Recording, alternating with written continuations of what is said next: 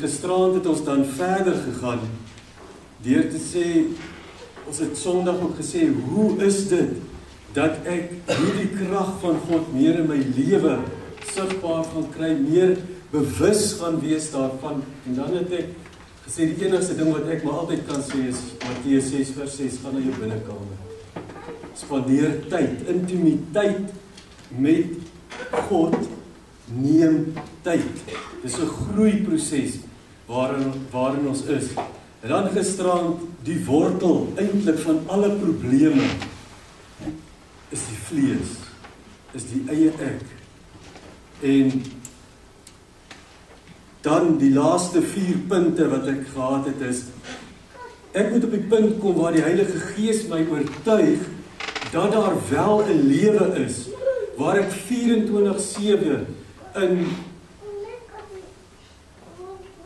wat het jy gisterand gesê, koneksie in, een blok myself, ek het die hele dag so mooi onthou, in verbinding met die Heilige Gees kan lewe. Dis 'n bewuste instelling elke oggend.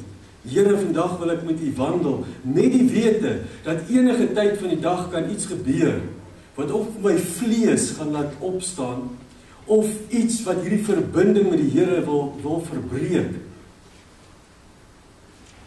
Ek wil net so 'n bietjie ekstra vir julle geld, terwyl julle nou hier is. Moses moes die teenwoordigheid van God verlaat, as gevolg van 'n familielid. Kan julle dink aan so 'n insident? Toe hy 40 dae, 40 nagte saam met God was, het Aaron gesondig, deurdat hy die goue kalf gemaak het. En God sê vir hom, en nou moet jy my teenwoordigheid verlaat. So subtiel kan die duiwel kom en die teenwoordigheid, hierdie, ek gaan die woord gebruik, koneksie, verbinding met die Here verbreek, selfs die mense wat baie naby aan my is. Mense wat naby my is, wat ook sondig, wat my uittrek uit die teenwoordigheid van God. Maar dit was nou nie deel van wat ek vanaand moes sê, maar die eerste punt is, glo jy dat daar so 'n lewe is? Galasiërs 5:22, die vrug van die Gees, dat dit wel geleef word.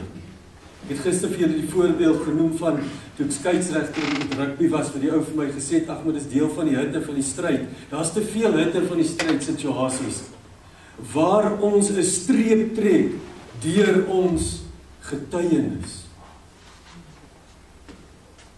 En nou is dit weer, onmiddellik as ek dit sê, dan dink ek, nou dink julle, uit my eie krag gaan ek dit regkry. Nee, die krag en die bekragtiging van die Heilige Gees, maar dit gaan kos dat ek my vlees kruisig. So die eerste punt is, ek moet op die punt kom dat ek die oortuiging het, dat so lewe 'n werklikheid kan wees, en dat ek daarna streef. Ek het vir julle gesê, Joshua 1:8, hierdie wetboek moet die rigsnoer wees vir alles wat jy sê. Net wat jy praat, moet dit die rigsnoer wees. Oordink dit dag en nag en sorg dat jy alles uitvoer wat hierin geskryf staan. Dan sal jy slaag in alles wat jy moet doen. Jy sal voorspoedig wees. Die tweede punt is dan, dat ek moet weet, ek het vandag weer verder gelees, die huiswerk wat jy vir my gegee het, so bietjie, nie alles gelees nie, maar ek het, tussen Romeine wat praat van sonde in die meervoud en sonde in die enkelvoud, maar hierdie sondige bestaan van die vlees moet ek erken. En dan is dit my tweede punt in die oggend as ek wakker word, vir die Here sê, Here, ek erken dat hierdie vlees, hierdie sondige natuur van my die hele tyd wil opstaan. En ek bely dit voor U, dat dit bestaan, dat dit in my bestaan. En dan die derde punt is, Ek kruisig, ek neem die wilsbesluit. Dis nie 'n emosionele ding nie, dis 'n wilsbesluit om die vlees te kruisig. En dan sien jy jouself daar spartel aan die kruis, want jy is eintlik lus om te lewe. Al hierdie ouens wat jy kwaad gemaak het, wil jy gaan boks. Jy wil vandag hulle die sake oplos. Dan sê die Here, nie deur krag of geweld nie, maar deur my gees. Julle moet weet, my denke is baie vanuit die Ou Testament. En veral as ek hieroor praat, dink ek aan die tabernakel. As jy die tabernakel inkom, uit die voorhof uit waar die brandofferaltaar in die koper was kom, as jy kom deur die eerste gordyn, dan sien jy die menorah, lig vir die nasies. Maar is die krag van die Heilige Gees. Serubabel het die menorah, die lampstander gesien.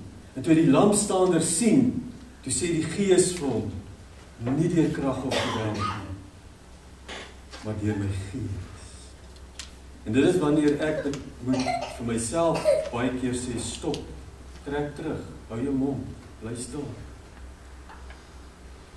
Laat die Gees hierdie saak oplos. En dit is nie so maklik nie. Goed, nou het ek die Gees gekruisig en ek voel baie gelukkig daarmee. Maar dan staan ek op en ek gaan die dag in en skielik werk dinge nie. Want die vierde punt is baie belangrik. Heilige Gees, hierdie leemte wat nou gelaat is, kom vul dit. Vir onder u leiding vandag lewe. En dan staan ek op met hierdie waaksaamheid. Heilige Gees, maak my waaksaam. Gee vir my onderskeiding. Hierdie persoon wat op my pad kom, daardie woorde wat gesê moet gaan word, dat ek waaksaam gaan wees, want ek kan aanstoot neem. Offense is never given, it's always taken. Aanstoot word nie gegee nie, aanstoot word geneem. Jy kan kies of jy dit aan jou laat kleef of nie. Weereens deur die krag van die Heilige Gees. Julle, dis baie keer 'n seer proses. 'n Gebroke proses. En dit is hoekom 'n mens priester en profeet moet wees. Priester, profeet, koning, maar profeet en koning vanuit 'n priesterlike met 'n priesterlike hart. Hoekom sê ek dit? 'n Priester het 'n gebroke hart gehad. Het 'n hart gehad van Romeine 5 wat sê die liefde van God is in sy hart uitgestort. Met daardie hart het 'n priester geleef. Want as ek dan profeties optree en ek het nie 'n priesterlike hart nie, is ek 'n harde profeet. Is ek 'n profeet wat gaan seermaak. Is ek 'n profeet wat nie die waarheid op die regte tyd gaan praat nie. As ek 'n koninklike ampt het, en dit doen dit nie vanuit 'n priesterlike hart nie, is ek 'n harde koning, is ek 'n manipuleerder, is ek 'n domineerder.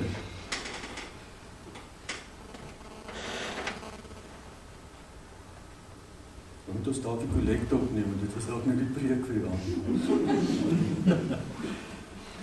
So dis die 4 punte, en dan vanaand wil ek weer probeer prakties wees, deur te sê, hoe word ek, of hoe weet ek, dat ek gedoop is met die Heilige Gees? Hoe weet ek dat ek vervul is met die Heilige Gees? En voordat ek hierdie skriflesing lees, julle is seker angstig om uit te vind wat daar staan, maar hou uit.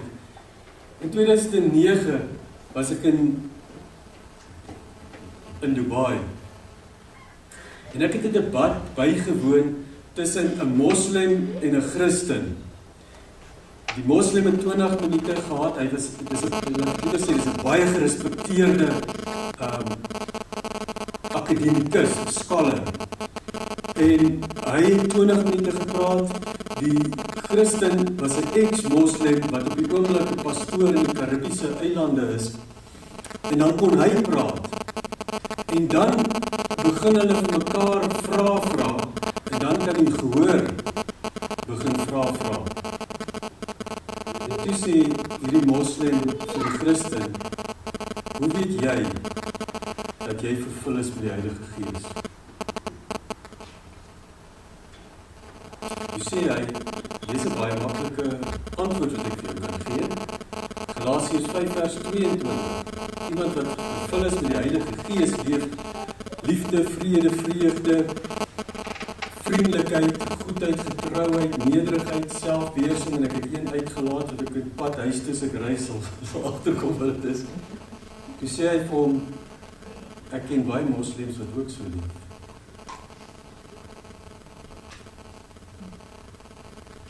Daar sit ek in die gehoor en ek begin dink, wat sê ek vir hierdie moslim? Julle weet, Andrew Murray en R.A. Torrey was twee, as ek nou hulle werke lees, baie besondere mense, wat eerstehands getuienis van herlewing gehad het. Julle weet, hulle het vir Andrew Murray aangekla in die kerk waarin hy was, ons mag nie adverteer nie, in die kerk waarin hy was. En toe stuur hulle twee ouderlinge Wellington toe om by hom te kom bly, en hulle moet nou kyk, wat doen hy nou so verkeerd? En na so 3 weke toe kry die ouens 'n brief so per, weet hoe hulle dit ook al versprei het. Toe sê die ouderlinge in die brief, kom bly saam met hierdie man, want hulle het nog niks gesien. As julle vir hom aankla om te leef saam met hom, om te sien hoe leef hy saam met die Heilige Gees. Vanaand toe ons so sing, worship is a verb. Aanbidding is 'n lewenswyse. Aanbidding is 'n lewenswyse saam met die Heilige Gees. Maar dan moet ek ook vervul wees met die Heilige Gees. En vir my is die sentrale skrifgedeelte eintlik maar 1 Korintiërs 2 vers 16 wat ons gisterand gelees het. But we have the mind of Christ. En as ons nou hierdie gedeelte gaan lees, voor ek nou verder gaan, en ek gaan probeer om vanaand 'n paar punte te noem van hoe ek uiteindelik iets van 'n sekerheid kan hê dat ek gedoop is met die Heilige Gees. En hierdie goed het ek gelees as 'n jong predikant in die NG Kerk in die Elanders Park gemeente. En ek is een van daai ouens wat na 'n paar jaar het die kerk my verloor. Ek was in die kerk, maar ek was eintlik 'n buitekerklike. Omdat die manier wat die kerk as instituut, soos 'n besigheid bestuur word, het my verloor langs die pad. Het my behoefte aan die Heilige Gees, my behoefte aan God verloor. En dan praat ek nou nie net dat dit net die NG Kerk is nie. Dit is die kerk as instituut. So moet julle dit self nou nie op die skouer klop vanaand nie. Maar, en toe het ek begin lees, en ek het begin soek, daar in die studeerkamer van my, en ek het gesê vir die Here, die kragteloosheid wat ek in myself beleef, gisterand het ek vir julle gesê, ek stap by daai kind in die intensief in, en ek het niks om vir haar te gee nie. Niks.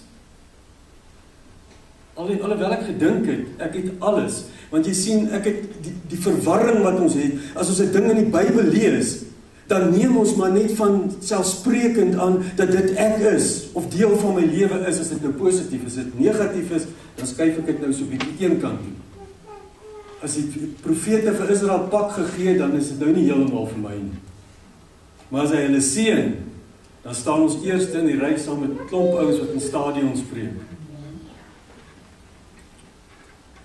Paulus sê, al wat ek preek, is Christus, die gekruisigde. Nou, Handelinge 2, vers 32, toe kom ek op hierdie gedeelte in my soeke, en in 'n klomp boeke wat ek gelees het, onder andere ook Dr. De Vos se kerkwetenskap, en al hierdie teologiese boeke, en ek kom toe op hierdie gedeelte in die Bybel af, 2 vers 32,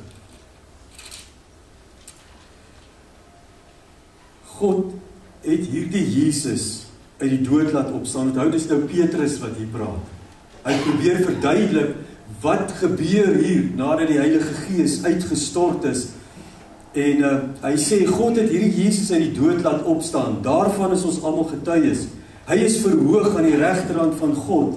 En hy het die Heilige Gees wat beloof is, van die Vader ontvang en uitgestort.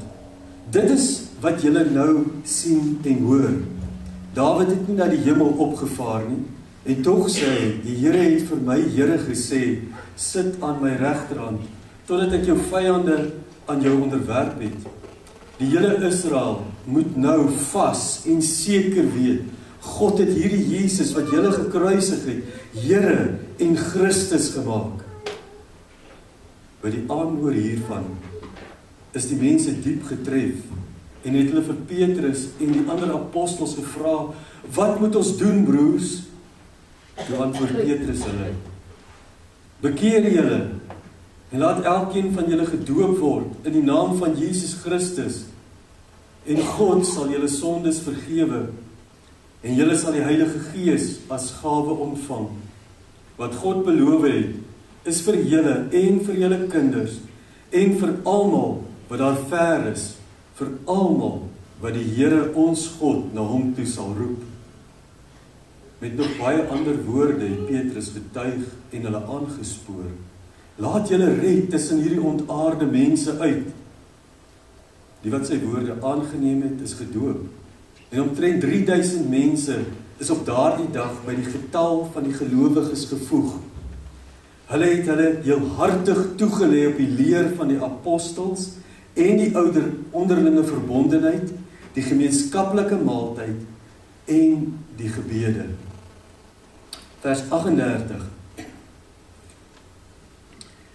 Toe antwoord Petrus hulle, bekeer julle en laat elkeen van julle gedoop word in die naam van Jesus Christus en God sal julle sondes vergewe en julle sal die Heilige Gees as gawe ontvang. En dan sê vers 39, wat God beloof het, is vir julle en vir julle kinders en vir almal wat daar ver is, vir almal wat die Here ons God na hom toe sal roep.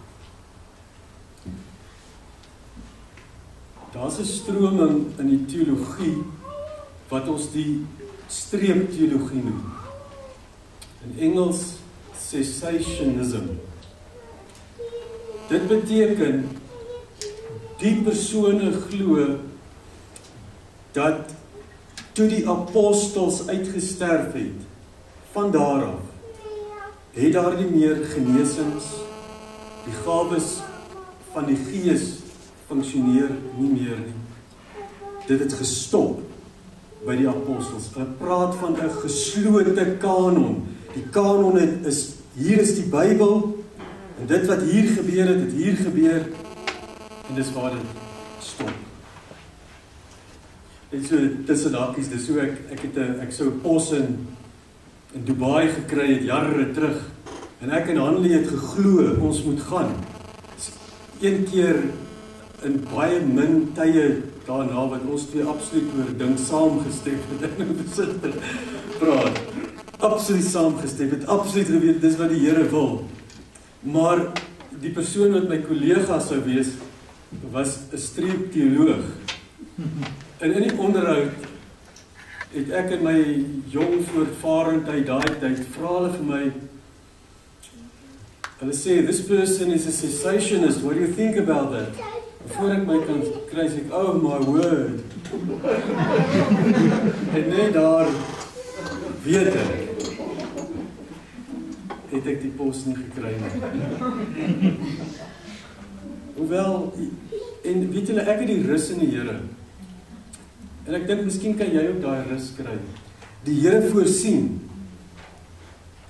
maar dit steek baie keer vas by mense. Dat uit hulle ongehoorsaamheid die voorsiening van die Here nie verder gaan. Miskien het jy ook al die oortuiging gehad, dis wat die Here wil, die absolute oortuiging, maar dit stop iewers, want iewers, die Here gaan nie, kom ons sê geld, hier uit in 'n trommel voor ons laat val, maar iewers stop dit. Die uitreike, iewers stop dit. Die kerk op die oomblik, iewers stop dit.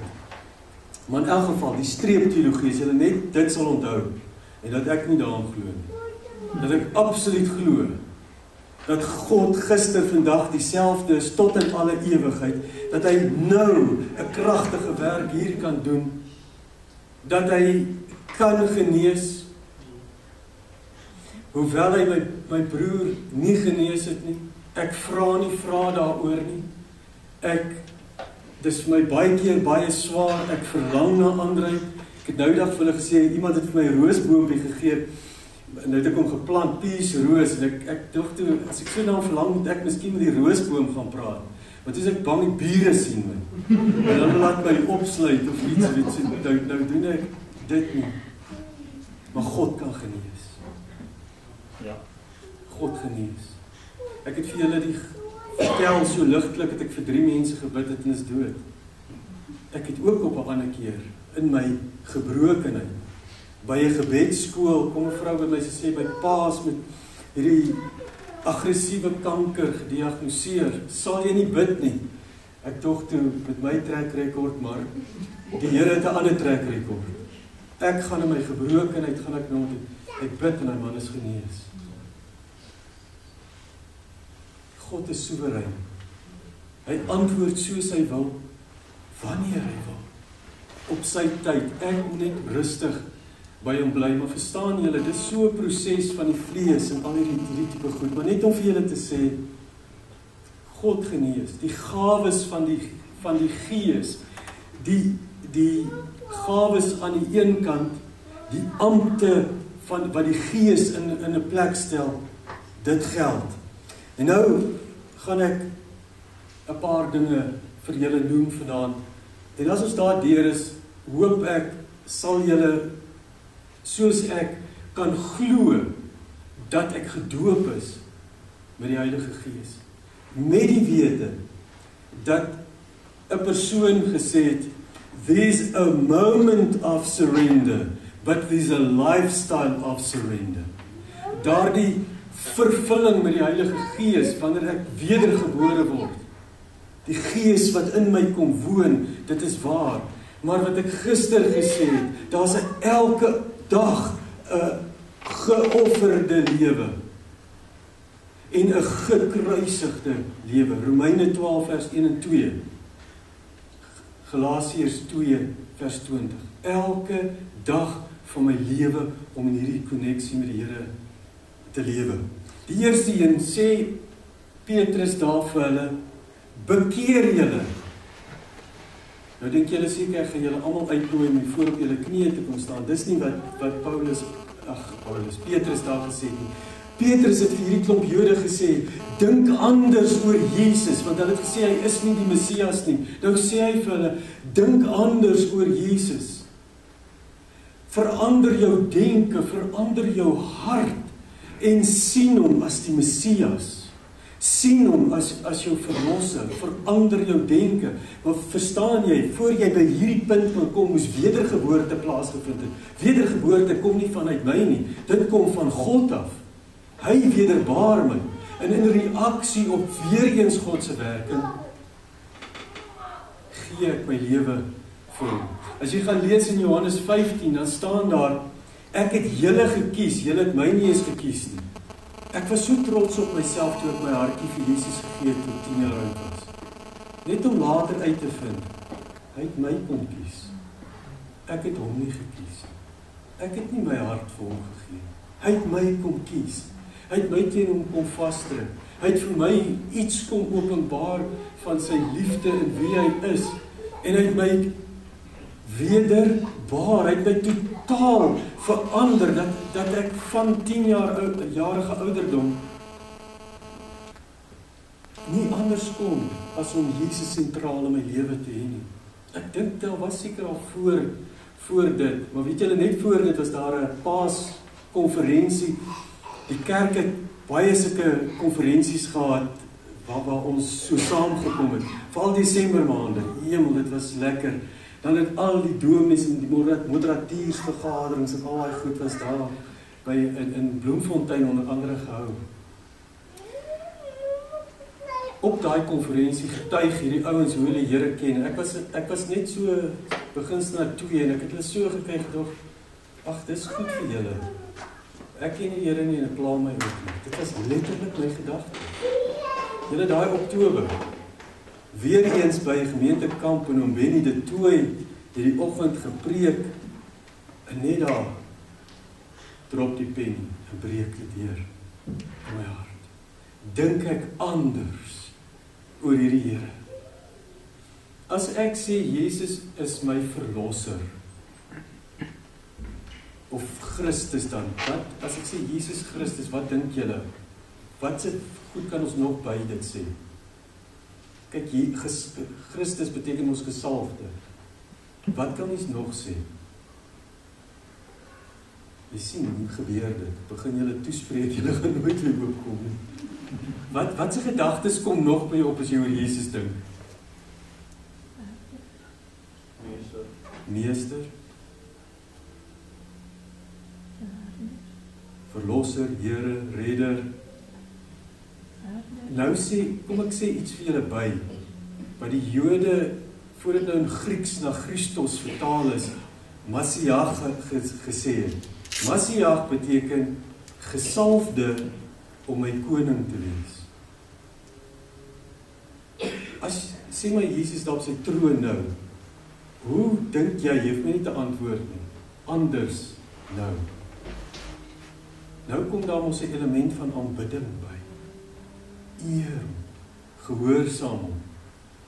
Verander jou denke oor wie Jesus is. Hy is nie net die persoon wat agter my moet aanhardloop soos 'n kelner in my bediening nie. Hy is die Here vir wie ek neerbuig, vir wie ek op my aangesig lê, vir wie ek baie keer net my gesig toemaak. Bekeer julle, sê hy. Dis die eerste stap. Jy moet hierdie Here glo dat hy die Messias is. Hy is nie Messias wat eendag kom nie. Julle gaan te lank aan elke punt. Dan sê hy in die tweede plek as julle daar sien, en laat elkeen van julle gedoop word in die naam van Jesus Christus tot vergewing van julle sondes.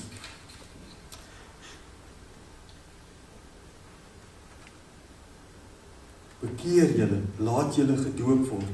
Nou moet julle onthou, ek moet nie op my papiere kyk nie, ek moet my kop uitpraat. Die Jode ken 'n mikwa, 'n reinigingsbad. Maar as hierdie doop plaasgevind het, waarin hulle erken het, hulle doop hulle in Christus in, dan het hulle letterlik eintlik gesterf. Dit gebeur nou nog, as jy in Israel is by die Jode, dat wanneer hulle Jesus Christus as Here aanneem, dan laat weet hulle familie, dis hierdie ortodokse Jode met die swart klere, hulle kry subsidie van die staat, maar hulle familie laat weet, hierdie persoon is dood, hy bestaan nie meer nie, hy kry nie meer subsidie nie, hy word afgesny van die gesin, hulle sal nie heeltemal so ver gaan as die moslems om hulle nou dood te maak nie, maar hulle kan jou nogal seer maak, as jy nie vinnig kan hardloop partykeer nie. So, weet julle, om 'n openbare getuienis van ek dien Yeshua HaMashiach, Jesus die Messias, het letterlik beteken dat sy lewe tot hiertoe word afgesny.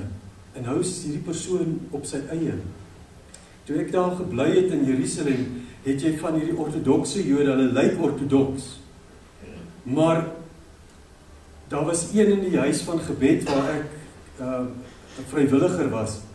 Dan het hy daar aangekom met sy klere, dan het hy gou alle klere gaan aantrek en dan het hy saam met ons die Here aanbid. Want hy sien die kans om hierdie stap te neem dat sy familie hom afsny en dat hulle sy subsidie afneem en hom dood, letterlik dood verklaar nie. Jakob. En dan trek hy weer sy ou kleertjies aan en dan gaan hy weer undercover. En so is daar 'n hele klomp van hulle. Vir my en jou is die mikwa is 'n reinigingsbad wat met lopende, lewende water, onthou julle Johannes 7 staan daar, die wat lewe soos die skrif sê, lewende water sal uit hulle binneste vloei. Daarom die mikwa is soos hierdie trappe, hulle klim in, gaan onder die water, dis lopende water wat selfs in die baddens was. Dis hoekom hulle in die Jordaan gedoop het, want die water moet lewe, dit moenie stil staan.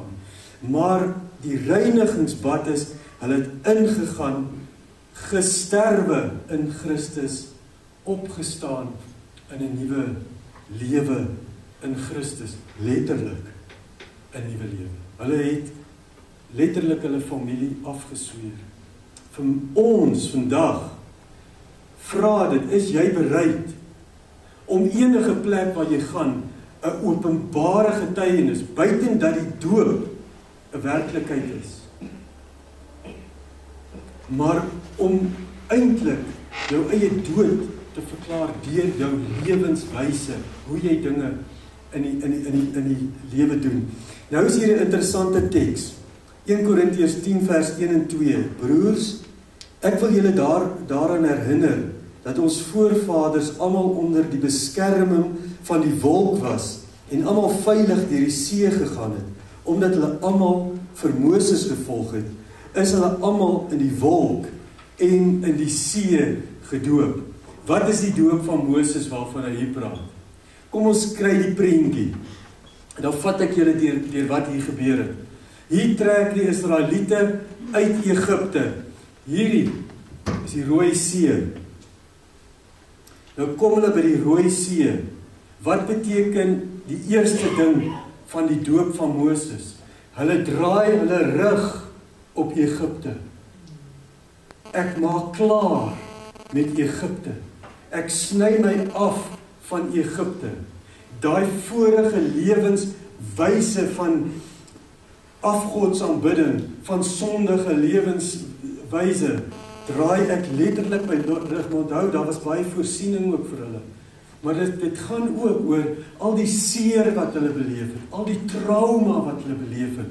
Daai hele proses moet ek nou hanteer van genesing. Ek moet Egipte agter my kry, anders gaan ek Egipte die hele tyd saam met my dra. En dit is 'n doop van bekering, doop van my metanoia is letterlik, ek draai my rug, kom ek stel dit so, as ek so geloop het, is bekering, ek draai my rug, ek breek met dit. Ek gaan nie maar net aan nie, en ek loop in 'n ander rigting. Nou kom hulle by die Rooi See, hier is die water, en dit dui aan die waterdoop, waardeur hulle gegaan het na 'n nuwe toekoms, waardeur hulle moes gaan. Die doop, die waterdoop, maar ook die doop van die wedergeboorte, waar hulle wederbaar is. Julle in Toeslim ons lekker, toe hulle aan die ander kant hulle voetjies uitsit, hulle in die beloofde land. Verrassing, woestyn. Die doop en die dood en die sterwe van Jesus Christus. Gestroom, afsterf. En dan uiteindelik het hulle later, nadat hulle, dis 'n hele storie hoekom dit gebeur het, nog 40 jaar later, kom hulle by die beloofde land eintlik aan. So, as jy daarna gaan kyk, en jy gaan kyk na die verskillende woorde in die Bybel, en jy gaan kyk na die tabernakel, dan kry mens hierdie 4 soorte doop. Die eerste doop is die doop van die bekering, wedergeboorte. Daai eerste gordyn waardeur jy stap in die tabernakel in. Dan sien ons die brandofferaltaar. Die doop in die dood en die sterwe van Jesus Christus. Ek is saam met Christus gekruisig. Dis nie meer ek wat lewe nie. Dis Christus wat in my lewe. Jy sien, mense maak die fout om alles wat doop in die Nuwe Testament te staan aan waterdoop te koppel. Maar daar's 4 soorte doop waarin jy gehoorsaam moet wees. Eerste een is die doop van wedergeboorte bekering. Die tweede doop is ek moet my vereenselwig, ek word gedoop in die dood van Jesus Christus, sy kruisiging. Dan kom ons by weer die tabernakel, by die koperwaskom, die mikwa, die reinigingsbad, die waterdoop. En dan kry jy nog 'n gordyn, dan gaan jy eers die tabernakel in, die doop met die Heilige Gees. En dit is die 4 soorte doop. Jesus het self gesê in Johannes 1 vers 33, ek doop julle met die Heilige Gees. Die derde punt is, julle hande opsteek as julle iets sou wou vra, maar moenie moeilike vrae vra nie. Dit is nie so slim. Die derde punt is, ek kan nie die Heilige Gees bedroeg nie. Ek kan nie die Heilige Gees teestaan. Ek kan, maar ek dink nie ek mag as ek saam met die Heilige Gees wil lewe nie. Daarom sê 1 Korintiërs 10 vers 5, tog was God met die meeste van hulle nie tevrede nie, want hulle het in die woestyn omgekom. Hierdie dinge het gebeur as voorbeelde vir ons, dat ons nie soos hulle deur sondige begeertes moet laat dryf nie. Wat doen ek nou? Psalm 139 vers 23 en 24, julle ken dit. Deurgrond my oor God, deurgrond my. Sien my onrus raak, kyk of ek nie op die verkeerde pad is nie. Ek lees noudigs die 33 vertaling weer, 'n lang tyd weer, of ek nie op 'n weg van smart is nie. Wow, dis vir my so, as jy volhou met sonde, is dit waarop jy gaan beland, op 'n weg van smart, en lei my op die beproefde pad. Jesaja 59 vers 1 en 2 sê Jesaja daar, die arm van die Here is nie te kort om te help nie, sy oor is nie te swaar om te hoor nie, maar dis julle oortredinge wat 'n skeidsmuur maak tussen julle en julle God. Wat kom hier uit Handelinge 2 vers 37? As ek bewus is, met ander woorde, die Heilige Gees maak my bewus, hier is iets tussen my en die Here, dan moet ek breek dan. Hoe breek ek met sonde? Here, ek was verkeerd. Ek bely dit voor U. Ek vra om verskoning, vra om vergifnis. Ek is jammer. Kyk, vir ons manne, praat ons baie by manne konferensie. Dit is moeilik om te sê ek was verkeerd. Moeilike stuk woordeskat daai. Mamma het dit nie geleer vir ons nie. Ek was verkeerd, Here. U Gees oortuig my. Dit wat die Heilige Gees my oortuig. Vandag toe ek weer daar op die stoel sit, en ek net sê, Here, voor ek vanaand hier kom staan, ek wil nie hier kom staan, as daar iets tussen my en U is nie. As die Heilige Gees jou oortuig, dan gaan jy en jy gaan val op jou knieë daar, en jy bely dit voor die Here, en jy maak skoon voor die Here. Want dit berei die weg voor. Ons het vanaand gesing, die Heilige Gees is gentle. My maat het 'n groot invloed op my lewe gehad, soos my pa. Maar my maat het altyd vir my gesê, Johan, die Heilige Gees is 'n gentleman. Hy gaan jou nie manipuleer nie, hy gaan nie op jou skree nie. Hy gaan sag praat. Maar as jy nie luister nie, gaan jy sy stem nader aan die hoor nie. Jy was predikant Daniel Larspark, en ek word een oggend wakker, Sondagoggend, en ek beleef, in die hoek van die kamer is daar 'n figuur wat so in mekaar sit, en die skrif kom by my op, en bedroef nie die Heilige Gees nie. En typies, ek doom nie daai, ek dink, wow, hier praat die Gees, nou gaan ek dan vir hierdie gemeente vertel. Net om uit te vind, dis ek, wat die Gees bedroef, dis niks met die gemeente te doen. Sorteer jy dit met die Here uit. Ons is so maklik om na ander te kyk, en hulle foute, en beskuldig, terwyl die Gees sê, weet jy, ek wil met jou bemoeienis maak. Sonde is nie iets waaroor God my net wil straf nie. Jy breek die verbinding, mooi, die verbinding tussen my en die Here.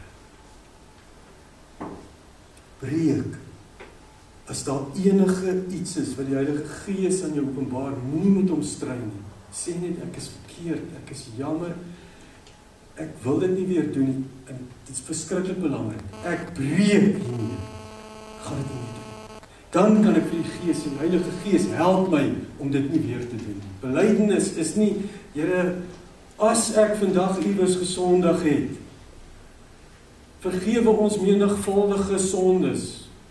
Jy moet eintlik sê jou koëffisiënt sondes, kwadraat, as ons nou wiskundig wil raak. Breek daarmee. Hier is gisteraand se storie. Gee jou totale wil aan die Here oor. Daar in Getsemane sê Jesus, Vader, vat net hierdie beker by my weg. As ek dink, want hy het geweet wat wag.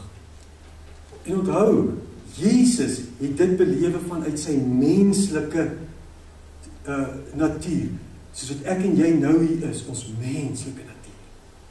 Ek het 'n lied geskryf, dit is volbring. Ek het ook weer daaroor dink. Toe Jesus uitroep, Tetelestai, die verligting wat uit sy hele stem en sy wese moes kom is, vanuit my mensheid, het ek vir hierdie mense, vir wie ek lief het, die prys betaal. Dat ek het liewer so stel, hoekom het Jesus aan die kruis gesterf? Uit liefde vir wie?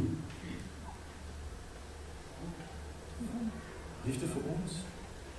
Weet jy wat ontdek ek? Liefde vir sy Vader. Liefde vir sy Vader. Want sy Vader het ons so lief. Maar uit liefde en gehoorsaamheid vir sy Vader het hy vir my en jou in die kruis gesterf, omdat hy so graag wou doen wat Vader wil hê hy moet doen.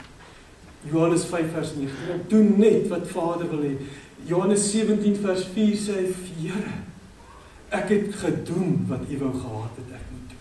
Tetelestai, dit is volbring, dit is verby, die prys is betaal. Ek het vanuit my menslikheid, het ek het reg gekry om U wil te doen, omdat ek U so brandend lief het. Ek dink ons gaan baie dinge reg kry, as ons daai brandende liefde, daai passie vir God begin kry. En nie net passie vir die mense na wie ons uitreik. As jy hulle sien die liefde van God, sien hoe hy straal vir jou, sien hoe hy straal vir ander, maar my passie moet wees vir Abba Vader. Nou, kom ek, wat ek gisterand gesê het, ek weet daar se lewe, Johannes 10 vers 10, ek het gekom dat julle die lewe in oorvloed kan hê. Ek het gekom dat julle die lewe, daarom Here, offer ek myself as 'n lewende heilige offer. Nie my wil nie, maar U wil geskied. Hoekom nie my wil nie? Want as ek my wil aan God oorgee, sy wil is soveel groter as my wil. My wil is so klein, terwyl God se wil onbeperk is. As ek my wil op God afdruk, dan dwing ek hom in so 'n ou klein wêreld, terwyl sy wêreld is oneindig. Wil 'n bietjie vinniger gaan, intense begeerte. Ek het vanmiddag met hierdie gesit, intense begeerte. Die volgende stap is, ek moet 'n intense begeerte hê om onder die leiding van die Gees te lewe. Ek moet 'n intense begeerte hê om dan gedoop, vervul te wees met die Heilige Gees. Psalm 133 sê, die salwing sal so sigbaar wees, soos wat die olie van die baard van Aaron gedrup het. Soos wat jy dit kon sien, sal die salwing wees, veral daar waar daar eenheid is. As jy so na my luister, is daar 'n roering in jou hart wat sê, Here, die volheid. Ek weet nie wat die volheid is nie, maar ek het 'n verlange om die volheid van die Gees te lewe. Maar as jy dit wil doen, die vorige punt, moet jy eers die glas leegmaak van jouself en jou vrot water, sodat God sy water, sy lewende water, daarin kan sit. Hierdie intense begeerte, Here, U sien my hart. U sien wat ek gisterand gesê, daar is nie tyd om te mors, om nie onder die salwing van die Gees te leef nie. Sy onderskeiding, sy wil, daar is nie tyd nie. Dan is dit eenvoudig. Here, kom vul my met die Gees. Daai tyd het ek voor die Here neergeval en gesê, Here, doop my met die Gees. Ek weet dis terminologie wat vir my vreemd was, is allerhande goed hoe ons dit in die teologie sê. Want jy sê, ons sê ons baie goed, maar ek het daar in my studeerkamer, ongeag my dogmatiese agtergrond of waar ek gestudeer het, voor die Here geval sê, Here, kom doop my. Want so kan ek nie aangaan. En môreoggend as ek wakker word, dan weet ek, God het my gedoop met sy Gees. Ek weet dit. Maar môreoggend dan sê ek, Here, here's my cup, Lord, I lift it up, Lord. Kom, vul my vir hierdie dag, vir wie ek moet ontmoet, vir wie ek mee moet praat, voor wie ek moet gaan leef, daar by Jerigo mure in die kantoor. Ek leef voor daai mense. Wat sien hulle? Sien hulle Johan Klaas in sy vlees, of beleef hulle iets van die liefde van die Gees? Romeine 5, God het sy liefde in ons hart uitgestort, is een van die tekens.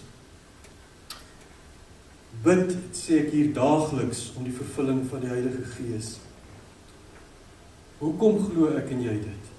Hoekom glo ons dat ons gevul is met die Heilige Gees? Dat ek liever, nou het jy die antwoord gesien, maar hoekom glo jy, op grond waarvan glo jy dat die Here Jesus in jou lewe is? Hy sê dit in sy woord, dit is nie hoe ek voel nie. Hier as ek dink ook baie keer voel, of voel ek baie min, of Jesus, my emosie is nie die werklikheid nie. Ons moet onderskei tussen ons emosie en die werklikheid. Op grond van sy woord, hoekom? Want net in vers 2 vers 38, 38 sê hy, toe antwoord Petrus hulle, bekeer julle en laat elkeen van julle gedoop word in die naam van Jesus Christus, en God sal julle sondes vergewe, en julle sal die Heilige Gees as gawe ontvang. En dan, op grond van sy woord, wat God beloof het, is vir julle, en vir julle kinders, en vir almal wat daar ver is, vir almal wat die Here ons God na hom toe geroep het. Sommige net so tussen hakies, wat die beloftes het God vir jou gegee, wat jy in jou kinders se lewens inbind. Is daar beloftes vir die wat kinders het? Is daar beloftes wat die Here vir jou gegee het, wat jy in jou kinders se lewens het? Kom gee hulle sommer een van myne.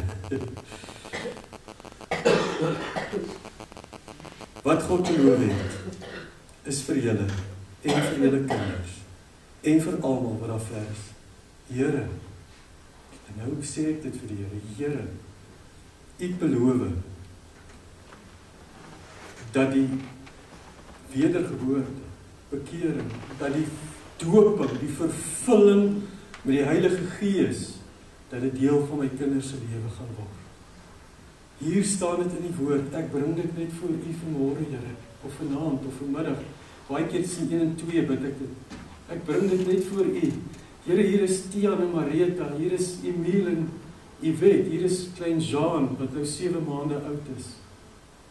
Ek het die dag toe hy geboor, sê ek, Here, daai stemmetjie, mag hy profeties in hierdie land spreek. So hy is in vir 'n ding. Hy is 'n paar maande in die land. Wat bid ons in mekaar se lewens? Watter beloftes het God vir jou gegee, vir jou kinders? Watter beloftes het God vir die gemeente gegee? Wat hulle inbid. So, dit is wat ek ontdek het, ook uit die lees van Andrew Murray se boeke, R.A. Torrey se boeke, bekeer julle, doop, daai 4 dope, wat jy oor gaan bid, hoe moet dit 'n werklikheid wees in my lewe? Ek moet daagliks breek met bewuste sonde, of soos die Heilige Gees oortuig, ek moet my totale wil oorgee. Weet julle, op 'n kol het ek berading gedoen, dan sê ek vir die persoon, is jy bereid om jou wil vir die Here oor te gee? Een vroukie het eendag vir my gesê, nee, dan sê ek van, dan kan ek niks verder vir jou doen. Ek kan niks verder vir jou doen. Dan moet jy na iemand anders toe gaan. Sê het. Intense begeerte hê om vervul te wees met die Heilige Gees onder die leiding van onder die leiding van die Heilige Gees te lewe. En dan net, wow, ek is mos in verhouding met my geliefde, my minnaar, my beminde is myne en ek is syne. Vul my met die Heilige Gees, Here. En dan moet jy weet, wanneer jy gevul word met die Heilige Gees, daagliks, rus hy ons toe vir dit wat jy moet gaan doen. Daar waar jy moet gaan, wat jy ook al doen, haal net diep asem en doen dit in verhouding in afwagting, in afhanklikheid van die Here.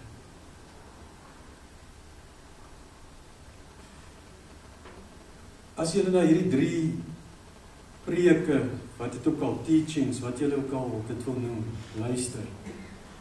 Jy het die keuse, dat dit 'n eenmalige event in jou lewe gaan wees. Hierdie, mooi. Ek hoor ons, jy luister ons na al hierdie predikers reg oor die wêreld. Dit is mooi. My vraag is, het dit 'n impak op jou lewe? Verander dit jou lewe? En die manier hoe dit 'n impak gaan hê, is as ons soos Jesus, hy met 3, hy met 12, hy met sy 70 disippels, hy selfs met 500 disippels, pad begin. As ons mekaar, julle kan hierdie preke vat, begin dit met mekaar praat, begin dit oefen om dit te leef. Want my droom, my verwagting van die Here is nie dat ek oulike dinge sal sê nie, maar dat lewensverandering sal plaasvind. Daai lewensverandering waar ek loop en ek in die Here vasloop, ek in die Heilige Gees vasloop, waar ons paadjies kruis, waar ons sê tot hier toe en nie verder nie. Maar ek gaan dit nie weet as die Heilige Gees dit nie vir my oopmaak nie. Uit my eie weet ek nie hierdie goed, ek leef maar net. Daarom, Sondag het ek begin, gaan na jou binnekant. Kweek 'n intieme verhouding met die Here Jesus. Moenie net Bybel lees en bid omdat dit gedoen moet word nie. Jy moet 'n ontmoeting hê. Met ander woorde, as ek die Bybel lees, as ek nou die Bybel vat en ek lees, as ek Here praat met my, dan as ek bewus, Here, jy moet met my praat, een middag om 3:00 die tyd van die gebed, en dan lees ek, met die verwagting, dat ek hierdie Here Jesus gaan ontmoet in hierdie tyd, en my lewe gaan verander. Die afsterf van die vlees, dit is vir my die kardinale, dit is vir my die kern amper van meeste van ons probleme, selfs in berading as jy daarmee sê.